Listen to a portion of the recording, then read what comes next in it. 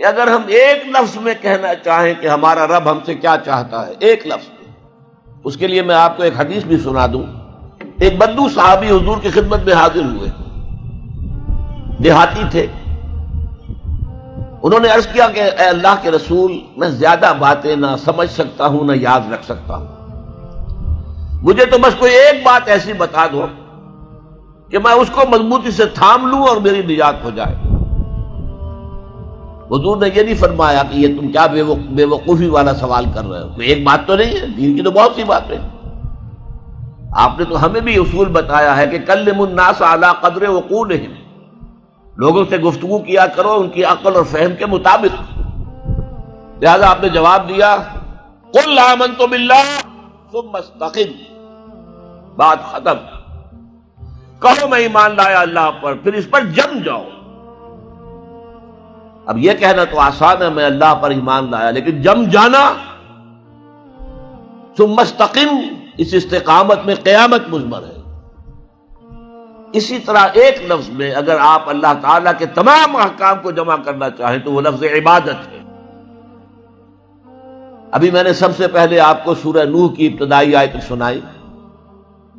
اللہ فرماتا ہے انا ارسلنا نوحا الی قومہ، ہم نے بھیجا تھا نوح کو اس کی قوم کی طرف، ان انذر قومک من قبل ان یاتیہم عذاب علیم، کہ اپنی قوم کو خبردار کر دو اس سے پہلے کہ دردناک عذاب آ جائے۔ اس حکم پر عمل کرتے ہوئے حضرت نوح نے کیا کہا؟ یا قوم اعبدوا اللہ واتقوہ واطیعون، اے میری قوم کے لوگوں اللہ کی عبادت کرو، اس کا تقوی اختیار کرو اور میری اطاعت کرو۔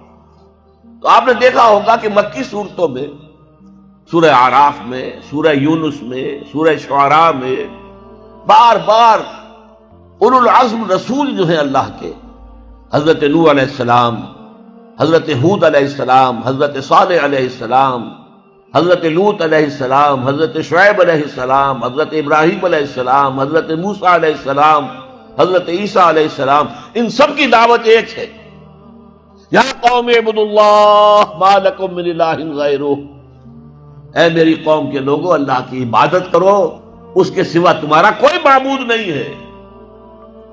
کہیں الفاظ آتے ہیں یا قوم اعبدوا اللہ واطیعون، اے میری قوم کے لوگوں اللہ کی عبادت کرو اور میری اطاعت کرو۔ تو ایک لفظ اگر ہے تو عبادت، اسی لیے میں نے آپ کو تیسری آیت سنائی سورہ زاریات کی، وما خلقت الجن والانس الا لیعبدون، میں نے جنوں اور انسانوں کو نہیں پیدا کیا مگر صرف اس لیے کہ میری عبادت کریں۔ گویا کہ غرض تخلیق آدم، انسانوں کی تخلیق کا مقصد یہ ہے کہ وہ اللہ کی عبادت کرے۔ کس قدر اہم لفظ ہے یہ۔ اسی کے لیے اس کی ترجمانی کرتے ہوئے کہا تھا شیخ سعدی رحمت اللہ علیہ نے، زندگی آمد برائے بندگی، زندگی بے بندگی شرمندگی۔ یہ میں آپ کو بتاؤں گا کہ عبادت کا سب سے بڑا حصہ جو ہے بندگی ہے، غلامی ہے، اطاعت ہے۔ انسان کا مقصد تخلیق عبادت ہے۔ البتہ اس میں جو بات سمجھنے کی ہے وہ یہ ہے، عبادت ہمہ تن، ہمہ وقت، ہمہ وجوہ درکار ہے۔ اللہ کی بندگی، اللہ کی غلامی، اللہ کی عبادت، اس کا تقاضا کیا ہے؟ ہر وقت، ہر آن، ہر لحظہ، ہر معاملے میں اللہ کا حکم مانا جائے۔ اس لیے کہ عبد کہتے تھے غلام کو۔ آج کل غلامی کا وہ تصور دنیا میں کہیں نہیں ہے۔ غلام اپنے آقا کی ملکیت ہوتا تھا، غلام کو جب چاہے آقا قتل کر دیتا تھا، اس پر کوئی مقدمہ نہیں تھا، نہ 302 کا، نہ 303 کا، نہ 304 کا، کوئی مقدمہ نہیں۔ بالکل ایسے جیسے آپ کی بکری ہو، آپ اس کو ذبح کریں، گوشت کھائیں، بانٹیں اپنے دوستوں میں، تو کوئی آپ سے پوچھ سکتا ہے بکری کیوں ذبح کی؟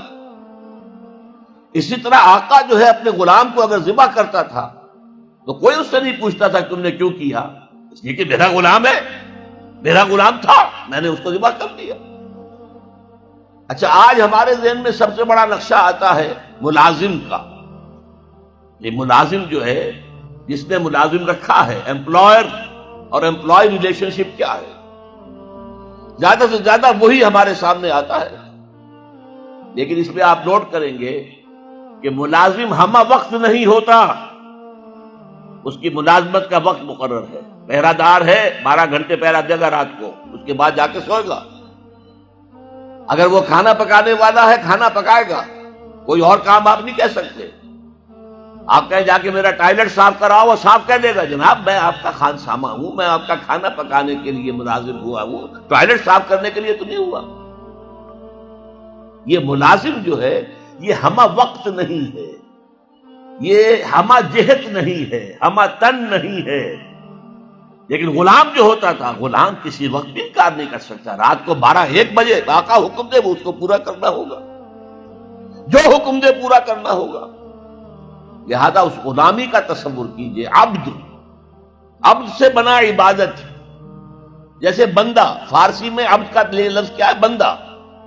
بندہ و آقا، تمیز بندہ و آقا فساد آدمیت ہے.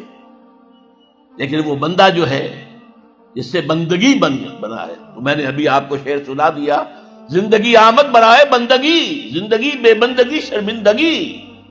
تمہیں تو پیدا ہی کیا گیا اس لیے کہ ہماری عبادت کرو. تمہارا مقصد تخلیق یہ ہے کہ ہماری عبادت کرو. تو یہ عبادت ہے ہمہ تن، ہمہ وقت، ہمہ وجوہ، اللہ کی اطاعت، اللہ کی غلامی، اللہ کی بندگی.